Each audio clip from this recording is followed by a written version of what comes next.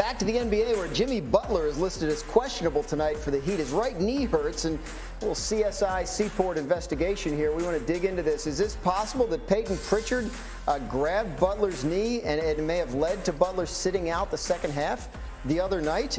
I don't know. It didn't get a lot of attention. It wasn't like the Ja Morant thing from a couple of weeks ago. I put it to you, J.J. Redick, was that a dirty play? The reason it didn't get attention is because Eric Spoelstra didn't come out after the game and accuse Peyton Pritchard of a dirty play, because it wasn't. Correct. This shouldn't even be a thing. He fell down. He's trying to foul Jimmy so that he doesn't get downhill and make a play. And he grabbed his quad. He didn't even grab his knee. Look, Jimmy has been dealing with this injury for a while now and missed a game in round one against the Hawks. This is a non-issue to me. Zach? Yeah, things happen really fast in the NBA. Bodies are flying around. Accidents happen. Peyton Pritchard's not trying to do anything here. And as JJ said, right knee inflammation, which has kept him out of the second half. It's the same reason he missed the game in the first round against the Atlanta Hawks. It's a recurring thing, an off and on thing. And my understanding is there is no belief that whatever that was had anything to do with Jimmy Butler not playing the second half of the game. All right. Well, that was worth asking. Yeah, sure. Everything's worth asking. Sure do. Yeah. Jason Tatum of the Celtics did not have his best game in Game 3. They need more from him, obviously, tonight. Here's Celtics coach Ime Udoka on Tatum. He knows he didn't play his best. We know we can play a lot better as a team, and so one thing he's always done is bounce back very well, and looking forward to that from him. Guys aren't going to play great every night. We're all pissed off about it, and him probably more than anybody.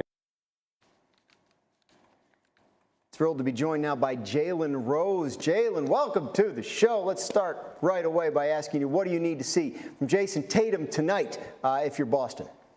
Aggression, and also, good morning, gentlemen, and stop crying to the refs. I saw it at the beginning of the game. The one thing about being in the arena, you can see all access.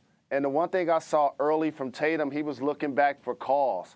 And you got to play through the physicality, in particular in the playoffs, especially of the Miami Heat, who just got waxed on their home floor, and they came back with a level of physicality that needed to be matched.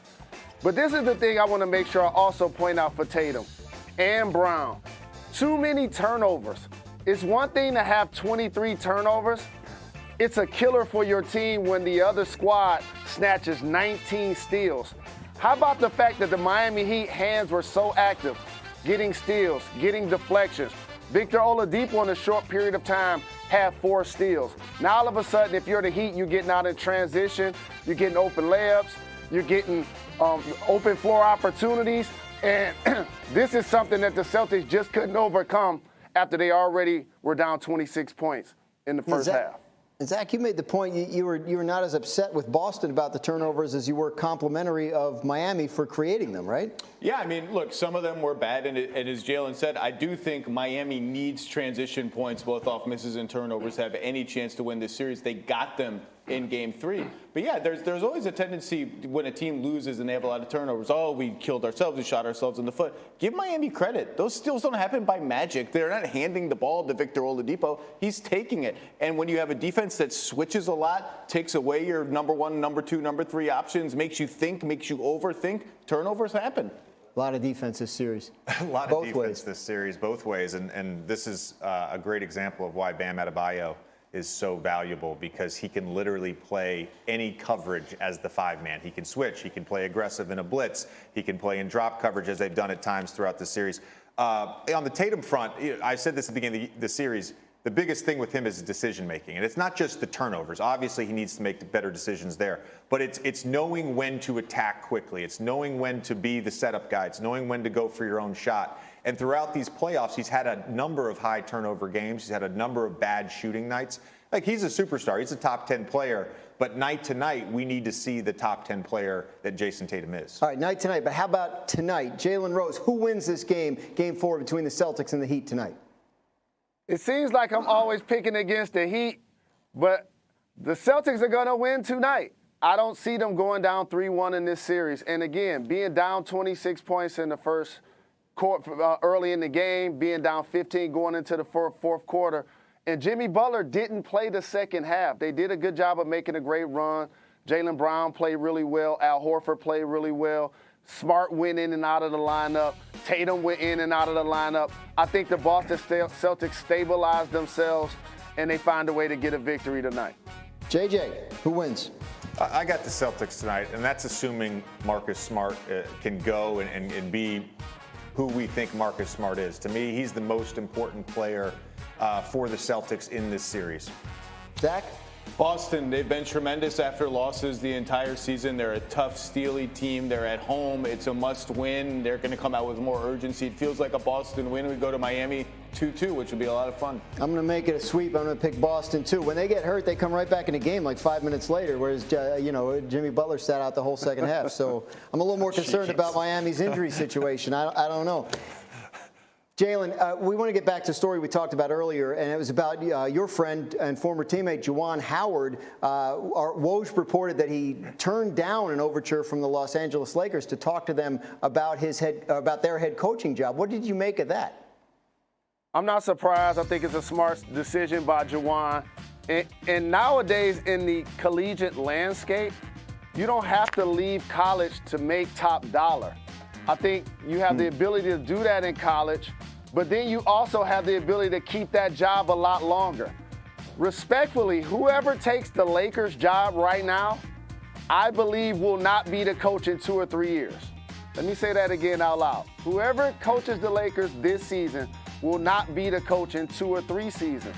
Juwan has established himself at Michigan as a terrific young coach, as a great young recruiter, and I believe that opportunity will now propel him to other situations that are going to look at him when their job opens.